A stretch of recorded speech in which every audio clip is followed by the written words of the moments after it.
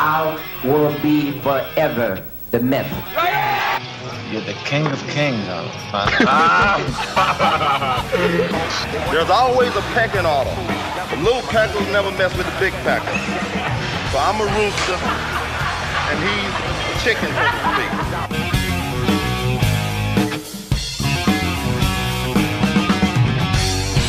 All right, welcome back to the Bodybuilding Legends Show, and I have a very special guest with us this week, Mr. Marc Martinez, who just came out with he is working on releasing his new documentary about Gold's Gym and the golden era of bodybuilding called Dream Big. Welcome to the show, Marc. Good to have you on here, buddy. Yeah, thanks for having me back, John. I truly appreciate it. Well, this has been a big work, hasn't it? I mean, I think we just saw your interview with Dave Palumbo not too long ago, like a week ago, and you started this in 2015, right?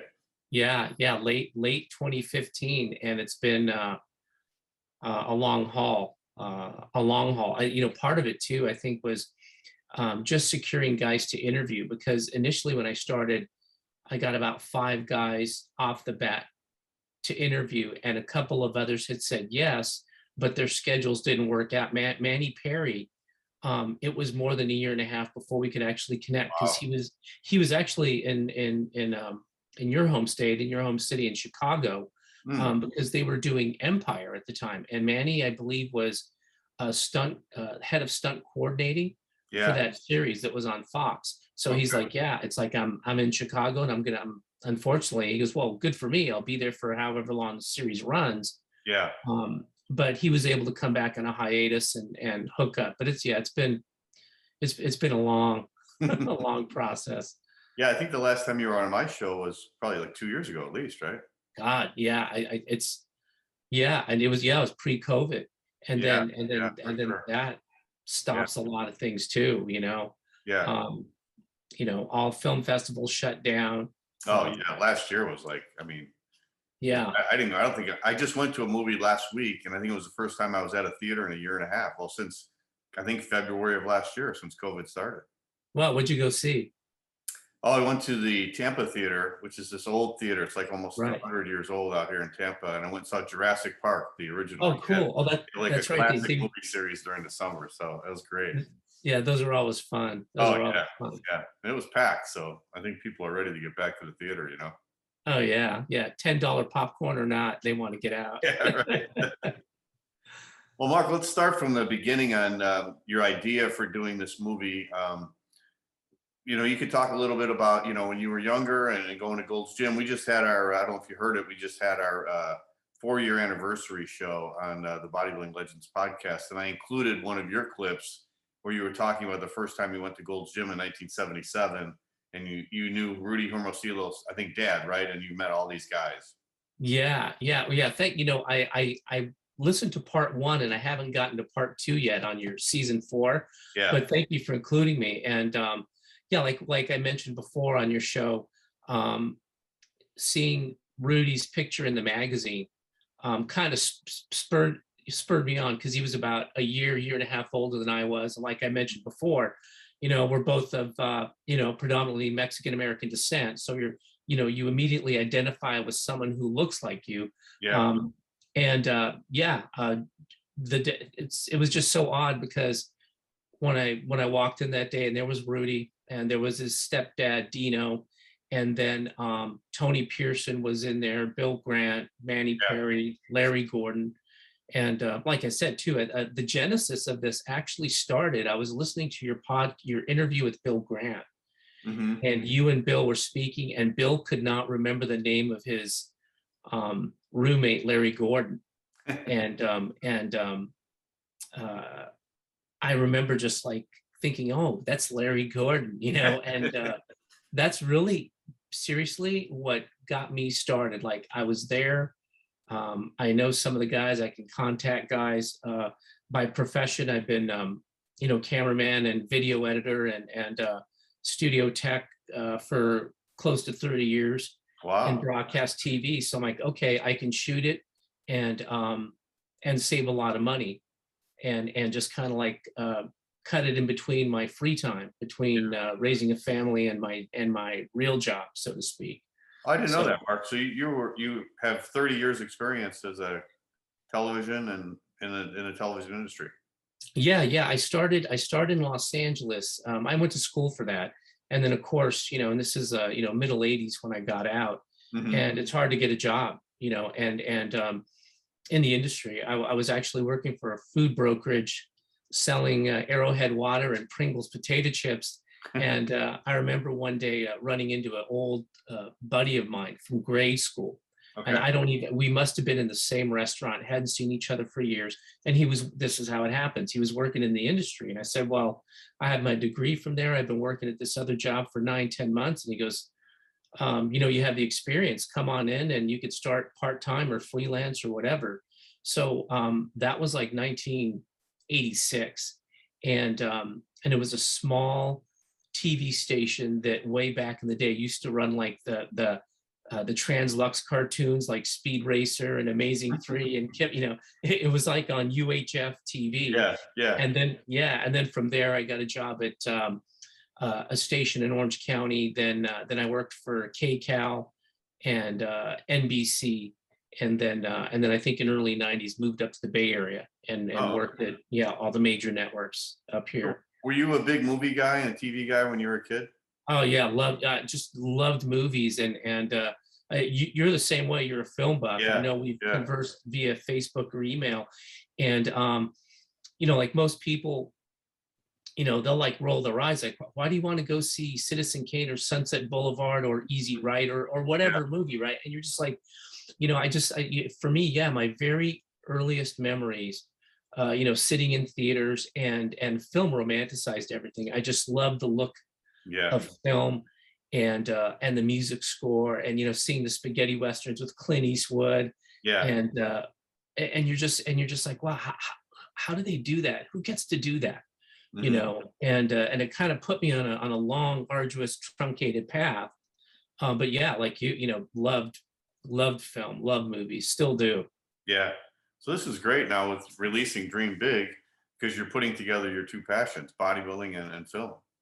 Yeah. And it's that's true. And like they say, I remember years and years ago at work, and I'm at work and I'm working at the TV station, but I'm not really doing what I really wanted to do. I'm in the field, but this one coworker, she had said, she says they say, because she would do these personality tests all the time, and then she ended up actually leaving the station and becoming a voiceover artist.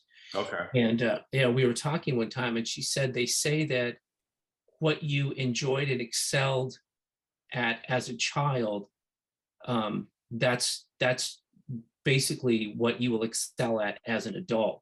And I just remember drawing,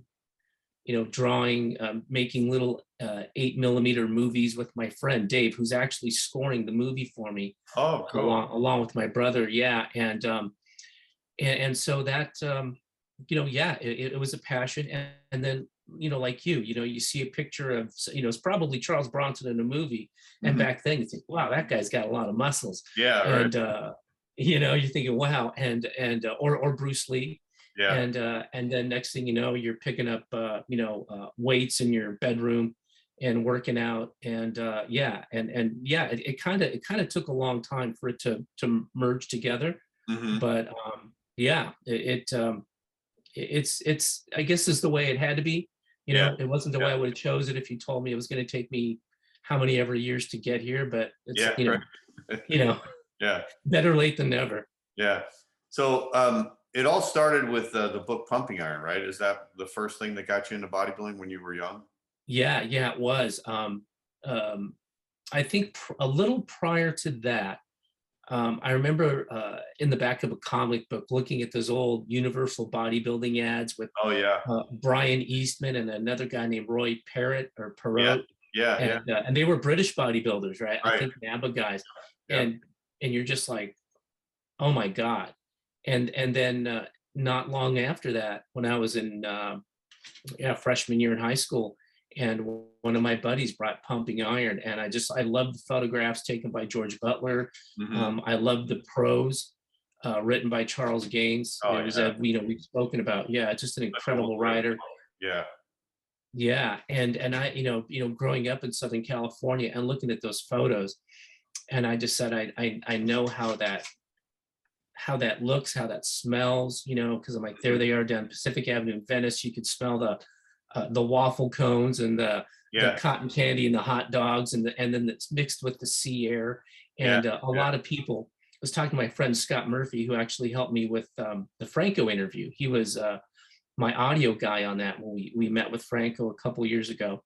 And he had said, you know, he goes, I just always assumed that those are, you know, they were all black and white photos in the book, right? And he goes, you know, when they're at the weight pit, I just assumed it was sunny. I said, if it was early morning, there's marine layer. I goes, probably kind of cool and foggy, and it would burn off. But those, you know, when I was spending time with Charles in Alabama, I told him, I said, it took me all these years to realize I loved bodybuilding and I still enjoy working out. Today was one of those days I just could not get started. Then I went out in my garage and swung the kettlebells and did some burpees and then lifted some weights. And then it's like, oh my God, attitude adjustment. I felt so much better. Yeah, isn't it? But yeah, but I told him, I said, you know, I think it was the way you wrote about that world that made me, you know, just want to be in it. Yeah. Fantastic book. Yeah, I know. I just yesterday was Arnold's birthday. Yeah. So I wrote this article for my Bodybuilding Legends website, probably I think 4 years ago, because it was Arnold's 70th birthday when I wrote this. Right. He's 74 now. And I ended the article with a paragraph from Charles Gaines, where he's talking about Arnold on stage at the 1973 Mr. Olympia. It's just so well written. This guy was a fantastic writer, you know? Yeah, it is.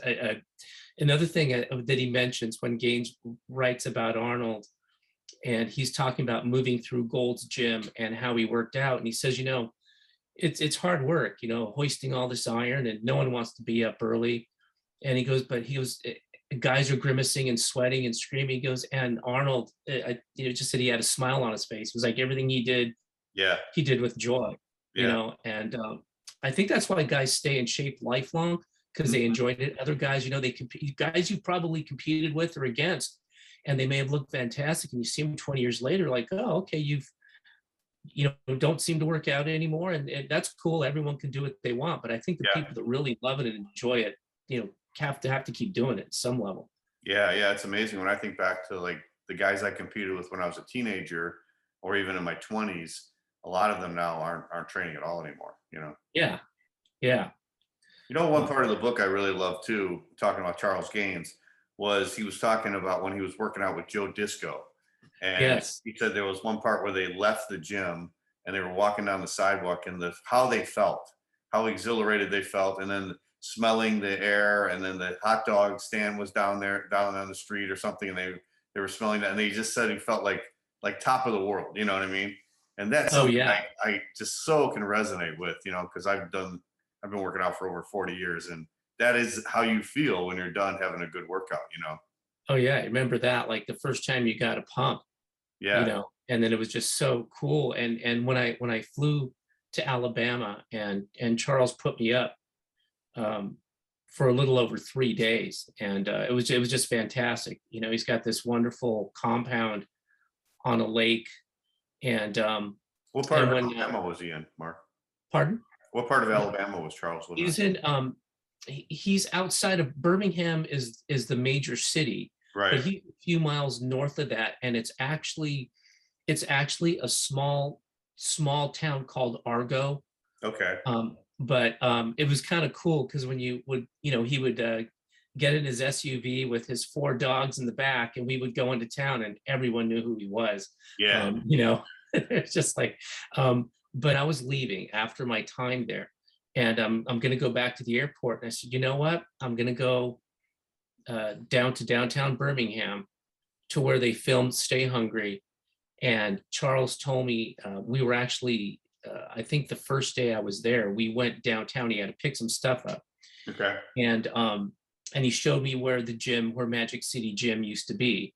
On 2nd, it was oddly enough on 2nd Street in downtown Birmingham. So before I left for the airport, I went back and walked down those streets. Like, this is where Charles and Joe Disco and all those other guys must have walked after eating Chinese food and working out and feeling, as he called it, sinfully clean right after the shower. Right. Yeah. Wow, that's awesome. Yes. So take I me think back, you do. Mark, to when you were younger, and you can even tell that story again about going to Gold's Gym for the first time. So you guys read Pumping Iron when you were like middle school, right? No, I was a freshman in high school. Oh, freshman. And Okay. yeah, I was a freshman in high school, and yeah, just reading it, looking at the photos of it, and it wasn't too. Did you start working out after that? I did, and it was weird because I did not have the book. My friend did, Okay. and but I remember like borrowing it, reading it, and then started lifting. I wrestled my freshman year, um, and it's like, wow, I'm gonna have to get stronger here. And so you start, my mom's cousin had a weight set. It's an iron weight set. It was about, I don't know, 115, 120 pounds. So he let me have it. I'm out in the garage, next to the washer and dryer, working out, and and then going to the weight room at school. So that was kind of, and then I think, because I was lanky, and then I put on some weight. So I my freshman year, I think I went from like 120 pounds to like about 136. Okay. And then by the end of my freshman year or early sophomore year, I weighed 165. So Wow. yeah, but then the thing was, I think, I'm not a tall guy. I'm like 5'11" on my best day. But I think it kind of satisfied me for a while, because I'm like, okay, I feel normal. I feel like I fit in now. I'm not so lanky. I'm not a bone rack anymore. And then I kind of like did it begrudgingly, only because of sports. And then I think it was after high school, it's like, oh, everything's kind of over in terms of any sort of competitive activity, sports wise, at all, right? So I think that's when I think it was my senior year, right after football season.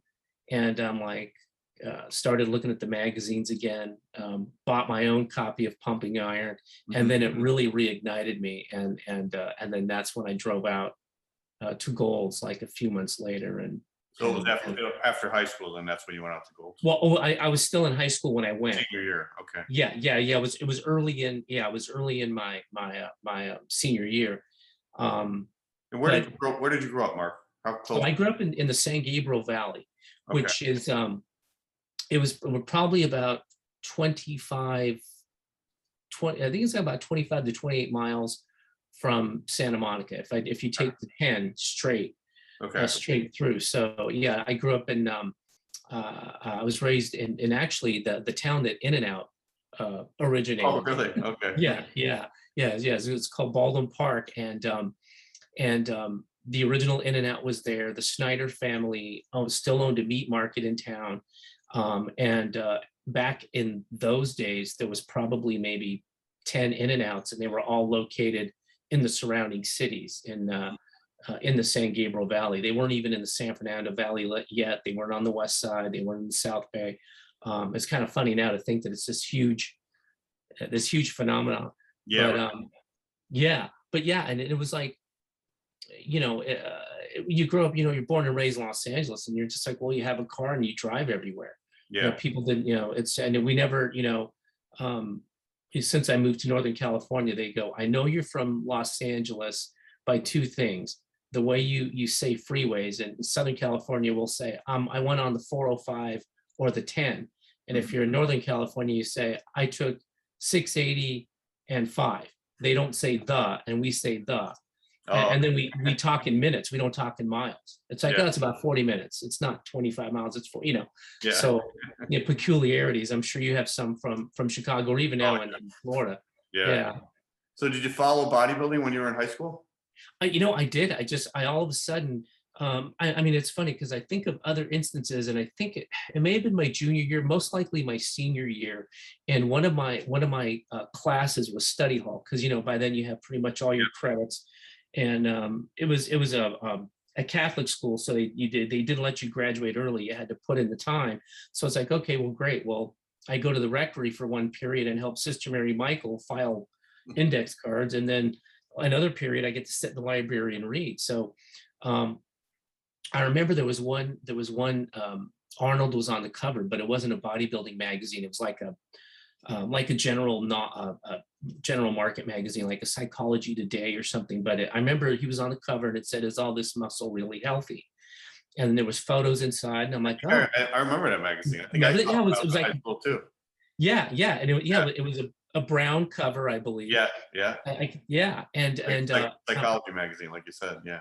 yeah, exactly. And I'm like flipping through it, and I don't know if it was that magazine or another one, but in the middle of it was this ad, and they're selling like, whatever, sports equipment, protein powder, sports equipment, whatever. And in dead center of it was an ad that had like a shot of Bill Grant with the cambered curling bar, and it says, 1972 Mr. America, Bill Grant. And I remember just looking at it and just going, holy cow, because it just looked like he was like pressed in a mold.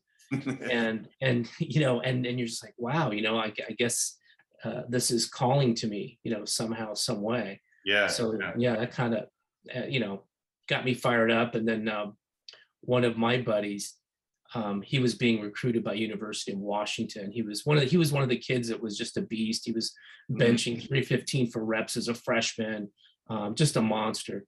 Yeah. And I remember we're the ones that went the first time, and he saw all the guys, when we walk in, and just. Were you ever? Did you ever think about competing, Mark, when you were in high school and teenage? Well, I did compete, but I didn't compete. I never placed. I competed in a teenage show, and then I competed in '84 and '85 in a novice show. Okay. And and it was funny because that last show, I was trying to finish school. I was kind of like at that point, maybe at the end of my initial love of bodybuilding. Like I just have to move on to other things in my life. And I remember over dieting, and I just remember I'm like, oh my God, I was like, I lost all this weight to get cut, but I'm like, but I lost a lot of muscle with it. And so I just wanted to get the show over with, and I did. And funny thing was, about 3 weeks after that, I go with some friends from the gym, and one guy's competing in a smaller regional contest. And Kent Keene is the expediter there. And I hadn't seen Kent in a couple years. He was one of the managers of the Golds on 2nd Street.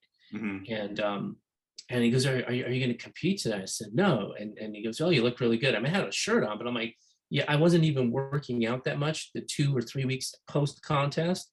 And I was just eating normal, but I'm like, wow, it showed me how much I was depleted and over dieted by the fact that if I just ate normal, I filled out, which is, it's probably something you dialed in after like 1 or 2 contests, you figure it out. Yeah. But yeah, that was it for me. I hung up the posing trunks. Okay. So you guys went to Gold's Gym. That was 77 then, right? When you decided. Yeah. So you never went to the other one that was in Venice, right? No, that was the thing is it was already turned into Ken Sprague's home. Oh, okay. Yeah. And that was the thing, because we drove there first. Because they moved in 77, right? Was it? Yeah. And in fact, I think they moved. I think they may have moved it in late 76. But you may be right. If Ken told you 77. No, you might be right. Yeah. I think it was right after they filmed Pumping Iron, right? Isn't that when they moved it? Yeah. Yeah, right. And then it's again, like we mentioned in the previous interview, a lot of people don't realize that by the time Pumping Iron hit the theater, it was the original Golds. Yeah, it was already a house. Wow. I know. I really wish, because being out on the West Side, going to Santa Monica or Venice when you're hanging out as a teenager, and it's like, since it wasn't on my radar, not looking, I probably was around the corner from it a couple times and not even focused on it. Yeah. Crazy. Yeah. So tell me a little bit again about that story where you guys walk in the Gold's Gym in 1977, and what prompted that? Did you know Rudy Hermosillo's dad before that, or? No. I met them there, and it was I remember reading. I think Mike Mentzer wrote the article in the Muscle Builder. I believe it could have been someone else. Okay. But there was a picture of Rudy, and I think he had just won the Teenage USA. So he's still like a little over a year away from winning the Teenage Mr. America. Okay.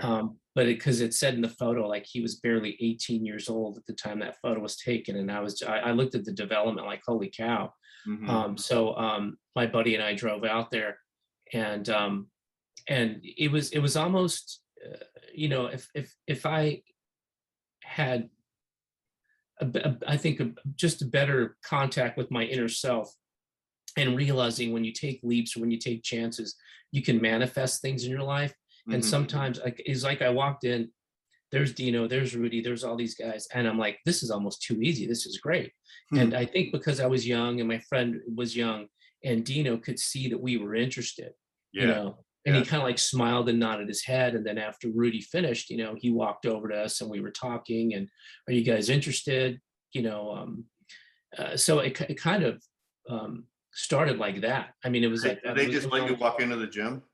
Yeah, well, yeah, I remember walking in, and there had to have been Pete Samra at the desk, or maybe Kent, but or maybe no one. Maybe they were folding T-shirts in the back or something. Yeah. And I just looked. Yeah, when you walk through that door, to the left was the desk, the front desk, and then to the right were like rack of dumbbells and some mirrors. And Rudy was over there doing lateral raises for his shoulder. Tony Pearson was over there as well.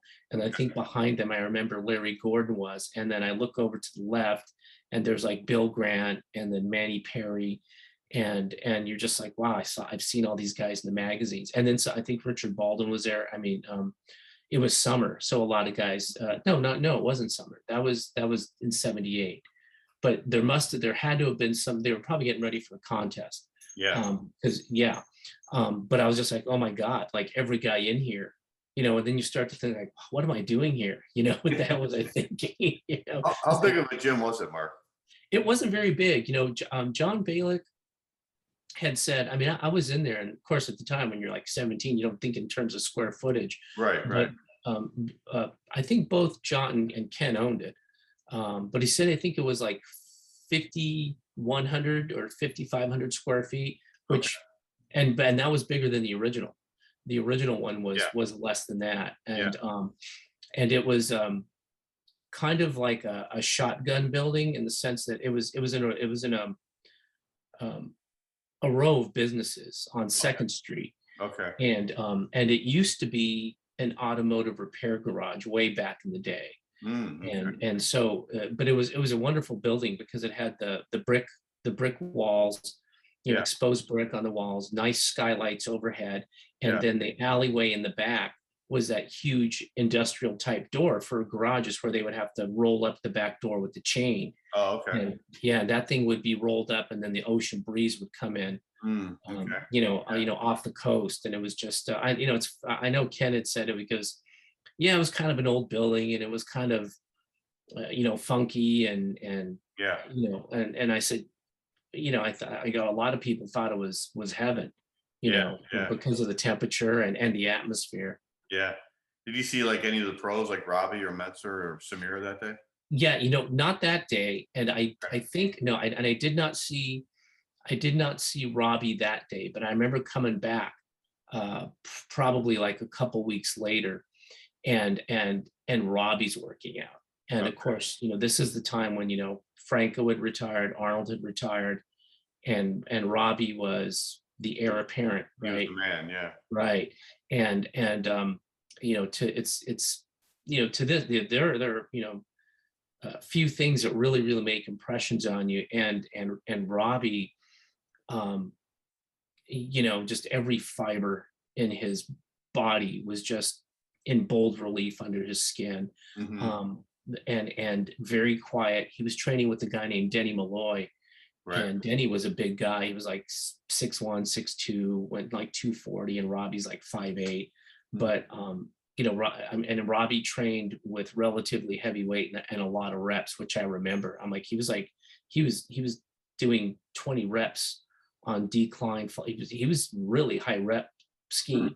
And I don't know if he trained that way all the time, but the first time I saw him, that was the first thing that shocked me. It's like, wow, that's pretty heavy weight, and he's doing a lot of reps. Wow. But yeah, just and quiet and intimidating, because he had those funky, t-shirt tank tops that look like they're barely hanging by a thread. Yeah. The beanie on, Probably just a real serious demeanor, right? Oh, absolutely. Yeah, absolutely. Wow. Yeah. That's awesome. I'm I remember surprised he was training high reps with heavy weight. That's interesting to hear. That's probably why he was, so hard looking and ripped, Yeah. Oh, yeah. And who knows? I mean, may have been heavyweight to me, but to him, probably not. But Yeah. I'm just thinking, it's like still when you're doing like 85 or 90-pound dumbbells for incline flies for high reps, Yeah. that's a lot of energy. Yeah. No, I've always read that Robbie was strong. Like he trained with heavy weights, Yeah. Squatting and deadlifting. And yeah, he was kind of like the perfect height for a power lifter, Olympic lifter, How was that 78? You saw that? That was 77. Oh, 77. And then, Okay. because he was in training for the Olympia that year. Yeah. Okay. Yeah, that's right. It may have been, because it would have to have been in the fall, or maybe he was training for the 78. If this, I'm trying to think if the 77 had already happened, because it would always happen in the fall, right? Yeah, it was October 1st that year, 77. Right, that's right. And then Zane won a second. I think, God, I training for the next year already. Yeah, now I'm sounding like, I can't remember. But yeah, Robbie, I think, made one of the hugest impressions on me because his condition was just, to this day. I mean, I mean, the waist to shoulder differential. Oh yeah. It was almost cartoon like. It was, like his waist must have looked like it was 25 inches. Right. Yeah. Big last. Yeah, exactly. Did you get a chance to see Mentzer? Yeah, and then Mike, he was. I think they said he came out for a short time in 77, and then set up full time in 78. Yeah, and he was there. Yeah, no, Mike was there, and he was friends with Rudy and Dino. And in fact, the program that Dino and Rudy had suggested was a push-pull split. Okay. 2 days on, 1 day off, 2 days on, 2 days off, and they go, "This is how Mentzer trains." Okay. And it was basically, probably 3 exercises per body part, about 4 to 5 sets each. Okay. Yeah, Mike was again. I mean, I remember like looking at his forearms, and they were like the size of my thigh at that time. He was just, and incredibly strong. What was he training? Do you remember? I do remember that he was, when I recall, he was training for, it was the Gold's Classic in 78. Right. And I recall seeing him all the time.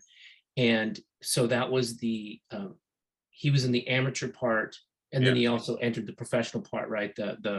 And I think Robbie won the professional, but Mike, it was the USA versus the world, and Danny won that. Yeah, right. And it was Danny and and I think Bronston Austin actually won the medium, and Mike won the, I guess, taller heavyweight. I'm trying to think how. And because Bronson Austin at the time was not getting a whole lot of publicity. No. Platz was obviously, because he was out of Golds, he was getting a lot of publicity, and in the magazines.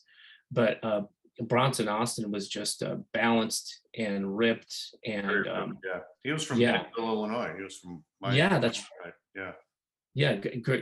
Great competitor. And very nice man.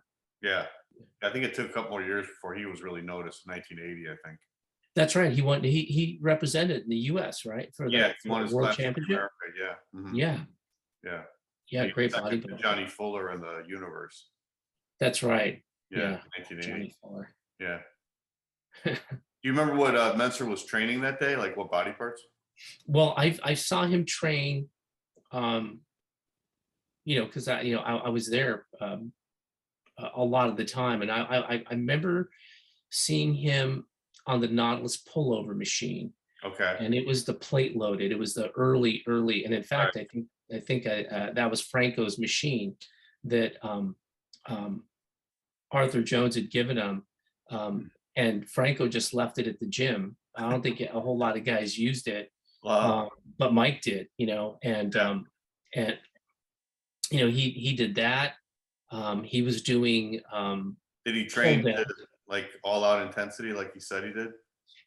I remember one time looking when he was doing the pullovers, and I'm like, wow, his rep scheme, yeah, his reps were very, very slow Okay. on that pullover machine, and you could just see him pouring sweat, and he's Yeah. quiet. Yeah. And then he would move, and then they had a lat pull down machine kind of close to where the pullover was, and he had the entire stack on that, and I think he had like some plates hanging off it. Wow. Like they kind of jerry rigged it. I was like, wow, this guy's strong. Yeah. Holy shit. Yeah, Was he supersetting the two?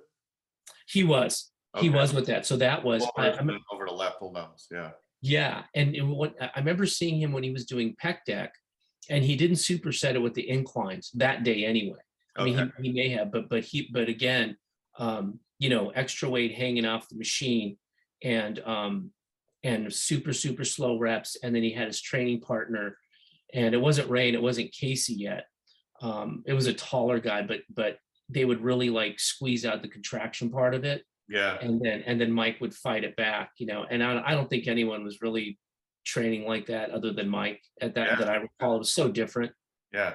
That's cool. You got to see that in person. Yeah. It was, and it's funny because I mean, at the time you're not even thinking about it, and it's not till decades later when people are talking about it on the internet. You're like, oh wow, Right. it's kind of lucky. Yeah. So did you start training there on a regular basis? Yeah, I remember.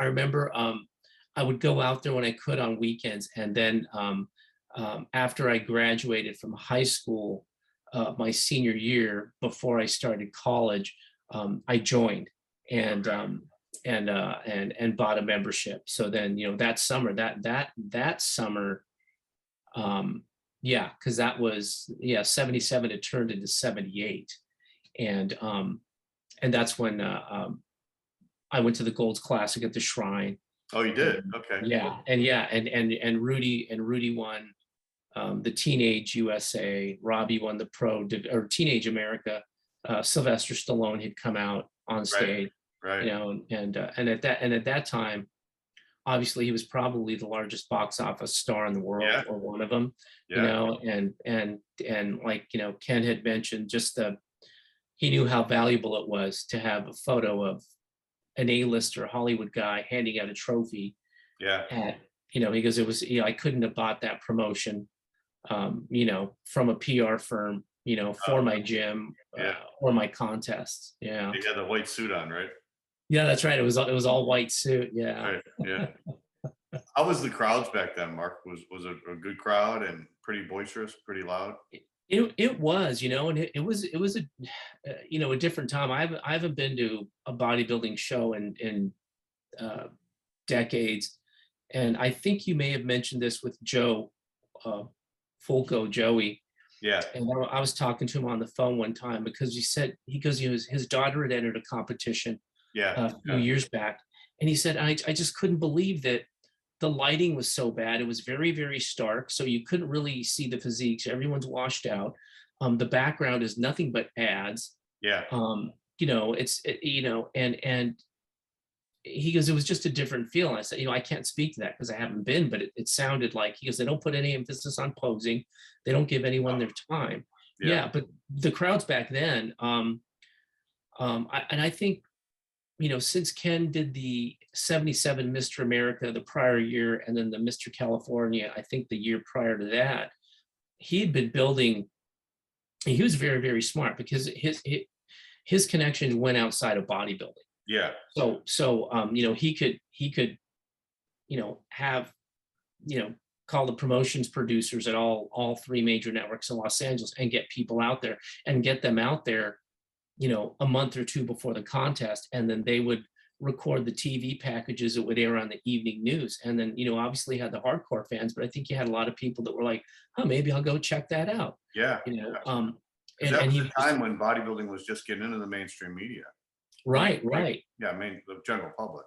Right, exactly. It was still a curiosity, and I think and he was very smart in priming the pump in terms of that, because I think the Shrine seated 5,000 people, and it was close. It was close to packed. Wow, no kidding. Yeah, Wow. yeah, it was, and I think too, another thing aside from Stallone being there, Ken had connections to Hollywood, so he would have writers from the Hollywood Reporter magazine or local TV people, and he'd probably comp them, come on and Sure. give you a seat, because and because the publicity carried on. It's weird you don't see that anymore, Mark. Now in today's world, it's like they don't really, the people that are running even the big shows, they don't really care about getting publicity for the contest. It's just the bodybuilding community, and that's it. They don't reach out to TV stations. Newspapers are kind of dying out, but they don't reach out to the main media, the mass media. Yeah, it is odd, because you think you'd want to build some sort of buzz, at least out of curiosity. Yeah. But maybe they don't know, or even just to promote the sport, out to the world.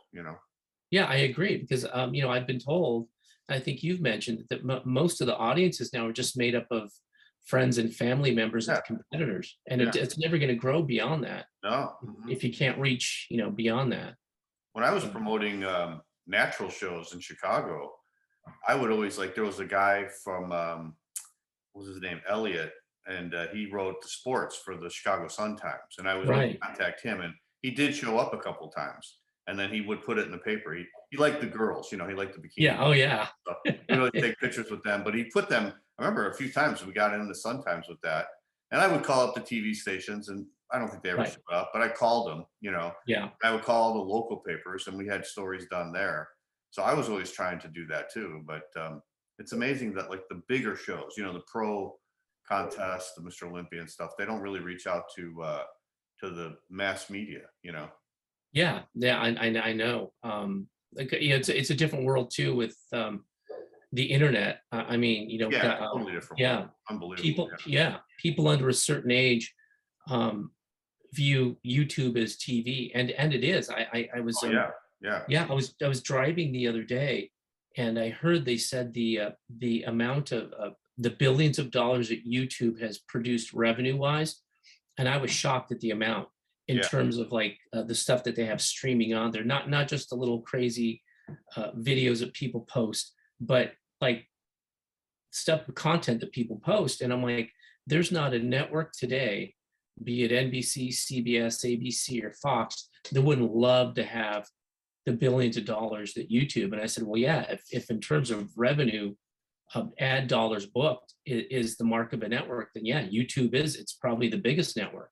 It dwarfs mainstream now, and I was just watching Bob Costas has a new show on HBO, and I was just watching it today, and they had this girl on, and she's a reporter, a sports reporter, and she was talking about how younger people interpret the mass media or the social media today. Right. And they did this survey, and they asked these athletes, they said, these young athletes, if you could win this competition or get 20,000 new viewers on your YouTube channel, which one would you choose? They had to think about it.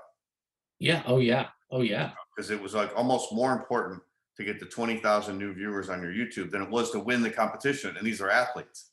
Right. Yeah. I mean, you've seen it. You've seen it in Instagram and Facebook and YouTube, where you don't even have to be a competitor anymore, right? You could just be a guy or a girl and that personality. Yeah. Right. Yeah. And exactly. You're like, hey, I'll sell you my training program, and they're making money, whereas back in the day, even if the competitors, if they didn't win a contest, they would make their money by probably being personal trainers if that's what they wanted to stay in. Yeah. And I know there was a few guys at Golds and then later on at Worlds that became kind of like the first generation of celebrity trainers. That's right. And that was how they made their money. Versus now, you could be anybody on Instagram, and if you have a great body, you're an expert, and you're selling your supplements or your courses or your whatever. Yeah.